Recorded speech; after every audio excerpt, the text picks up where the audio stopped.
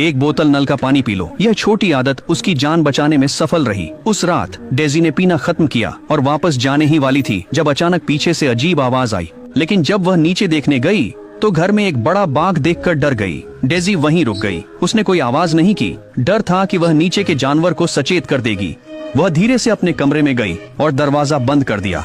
लेकिन बेचैनी बनी रही तो उसने लाइट बंद कर दी और अंधेरे में छिप गई। फिर डेजी ने पुलिस को फोन किया, लेकिन निराशा की बात यह थी कि उसका फोन नीचे था। अब वह क्या करे? डेजी ने घबराकर दरवाजे की ओर कदम बढ़ाया। उसे धीरे से खोला, ध्यान रखा कि कोई आवाज न हो। फिर हिम्मत जुटाकर धीरे धीरे सिर बाहर निकाला। जब यकीन हो गया कि बाघ नहीं है तो वह तेजी से गलियारे में गई और मदद के लिए लैंडलाइन फोन उठाया। लेकिन आश्चर्य की बात थी कि फोन में सिग्नल नहीं था। तभी एक धीमी गुर्राहट उसके कानों में गूंज उठी। वह दीवार के पास दबे पांव चली गई और यह जानकर डर गई कि बाघ ऊपर चढ़ रहा था। उसके पास सोचने का समय नहीं था और वह भाई के कमरे की तरफ दौड़ी, उसे जगाने का सोचते हुए। लेकिन डर के मारे बिस्तर खाली था। डेजी ने हर कोने में देखा पर कोई निशान नहीं मिला। उसके सीने में बुरा एहसास था, सोचते हुए कि उसका ऑटिस्टिक भाई नीचे हो सकता है। डेजी घबरा गई और चुपके से नीचे जाना पड़ा। लेकिन वहाँ सन्नाटा था। उसने चारों ओर देखा, कोई निशान नहीं था। डेजी दीवार की ओर सरकी और सावधानी से सिर बाहर निकाला।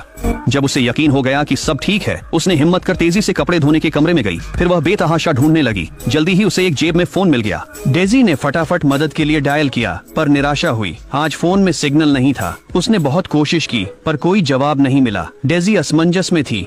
उसने अचानक पास में तेज कदमों की आवाज सुनी। डेजी ने सोचा कि यह उसका भाई होगा, इसलिए उसने धीरे दरवाजा खोला, दबे पांव बाहर निकली और धीरे से पुकारा।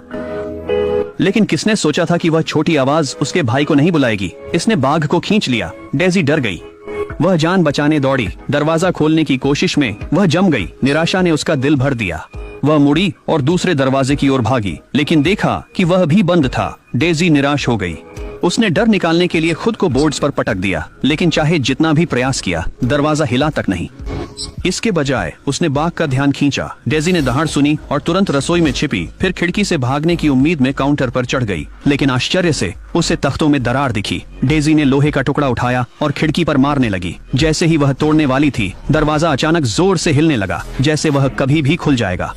उस नाजुक पल में डेजी नीचे कूदी, एक कूड़ेदान पकड़ा और वेंट पर चढ़ने की तैयारी की, लेकिन अंदर बहुत फिसलन थी। वह ऊपर नहीं चढ़ पाई। जैसे ही लकड़ी का दरवाजा टूटने को था, डेजी ने जोर से लात मारी। आखिरी पल में वह वेंट में चढ़ गई। नीचे बाघ को चलते देख डेजी सांस लेने की हिम्मत नहीं कर पा रही थी। उसका दिल गरज की तरह धड़क रहा था। उसका शरीर और बाल कांप रहे थे।